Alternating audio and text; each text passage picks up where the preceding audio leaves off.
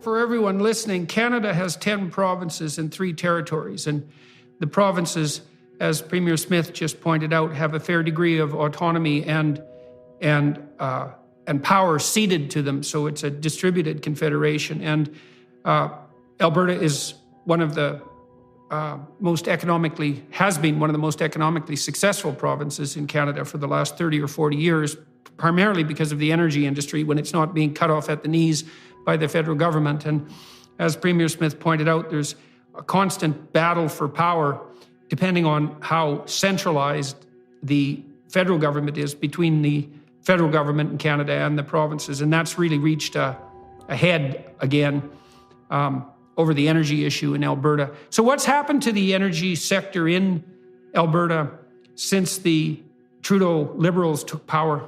It's been devastated since 2014, and some of that is technological change. There was a new type of a development called horizontal multi-stage fracking, which allowed for us to open up massive oil and gas fields, and as a result, the prices ended up collapsing. So that happened just before the federal government got elected. So we were already struggling in this province. But then, as we've been trying to find our feet, find new markets, we have been stymied at every single step. There are multiple multi-billion-dollar transmission projects, whether it's an Energy East pipeline that was supposed to go to the Atlantic coast, or the Northern Gateway project that was supposed to go to the Western coast, or whether it's even Keystone XL that was supposed to go to the U.S. Gulf Coast. Every single time that we have tried to find a way to get more of our products to market, we have either had a federal government that has actively canceled it, in the case of the Northern Gateway, actively stood in the way on the regulatory environment. Energy East, they'd spent $1 billion in the regulatory environment before pulling the plug because they couldn't see a way to get to the finish line.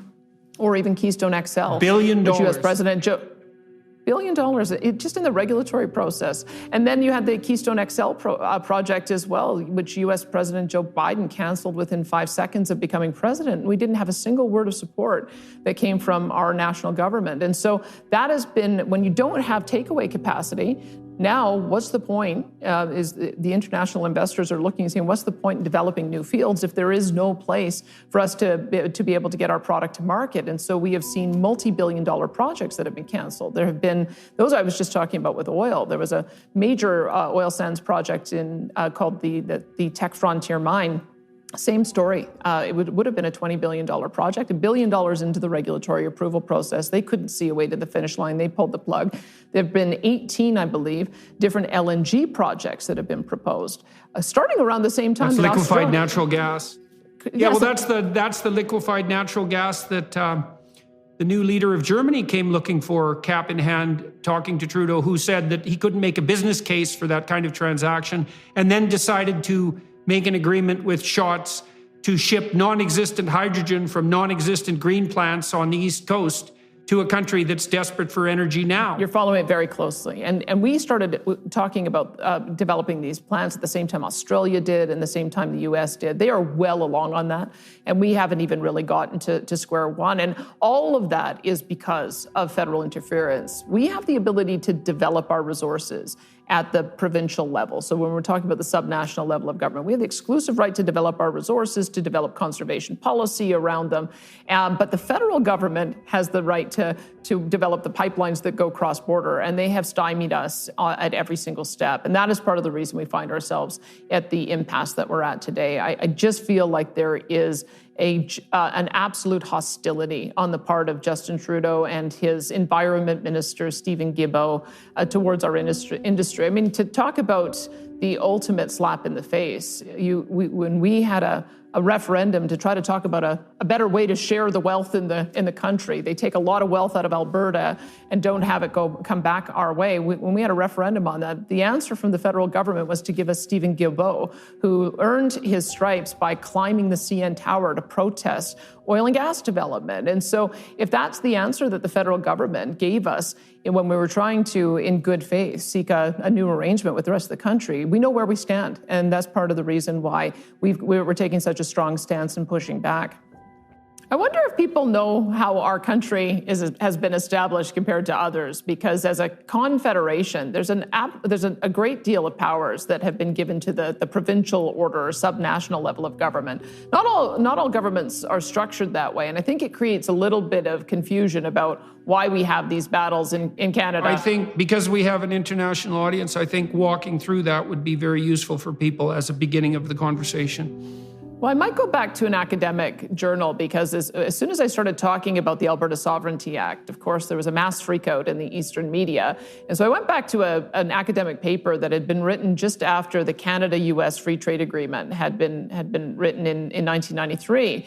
And at that time, they said you have to be very mindful of how you implement international trade agreements in the Canadian context, because there is a sovereign exclusive level of jurisdiction at the federal level and a sovereign exclusive level of jurisdiction at the provincial level. And they use the term sovereignty interchangeably with autonomy. It wasn't a provocative term back then. And that is really the appropriate way of talking about how we are supposed to operate as a country, that I have no more right to legislate in the federal areas of government. I can't set up military bases. I can't go out and negotiate international trade agreements on my own. I can't, sadly, even manage passport offices, much as my residents here would probably wish I could, because they've been managed so poorly. But it's supposed to be a two-way street. That means that the federal government should not be legislating or interfering in our areas of jurisdiction either. And they do it all the time. They pass legislation that is unconstitutional, force us to go to court to strike it down.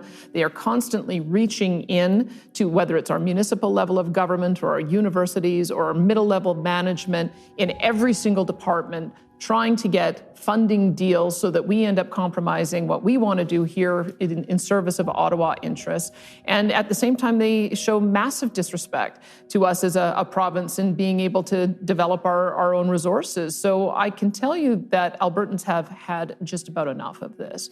And it's we've had times in the past where we've had conservative governments at the federal level have been far more respectful of our jurisdiction and our rights. Even we've had liberal governments in the past that were far more respectful of our jurisdiction and rights. The past 7 years have been a catastrophe in our relationship with the federal government. And as a result, we have to take some pretty dramatic steps in order to save Confederation, to get the country working like it was originally intended to work. And that's what the Sovereignty Act is about. It's telling Ottawa, stay in your own lane, otherwise we're going to put up a shield and we're just not going to enforce any of the laws you're trying to impose on us that fall in our areas of jurisdiction or that violate the Charter of Rights and Freedoms. And I've been delighted to see that having this conversation, it was initially sort of shocking, I think, for the country, for Alberta to be talking this way.